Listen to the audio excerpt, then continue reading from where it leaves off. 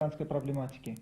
Глава государства Таджикистана постоянно подчеркивает, что происходящее в Афганистане является сугубо внутренним делом этой страны, и официальный Душанбе выступает против попыток интернационализации внутриафганского конфликта.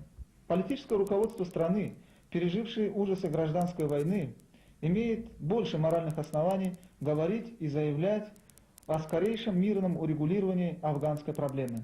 Мы соседи с Афганистаном и хотим видеть его мирным и единым. Это отвечает не только национальным интересам Таджикистана, но и является важнейшим элементом безопасности для всего региона. Мы на примере собственной страны высоко ценим миротворческие усилия Организации Объединенных Наций и надеемся на серьезные и более активные действия этой авторитетной международной организации в деле афганского урегулирования.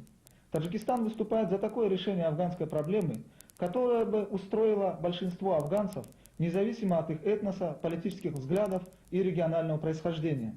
Президент Таджикистана не раз призывал и призывает мировое сообщество повернуться лицом к афганской проблематике, рассмотреть ее в комплексе в рамках специального международного форума с участием всех противоборствующих афганских сторон, сопредельных с Афганистаном стран, а также России и Соединенных Штатов Америки с учетом их международного веса.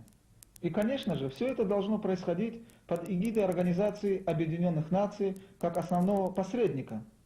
Президент Таджикистана, в свою очередь, готов внести свою лепту в это благородное дело.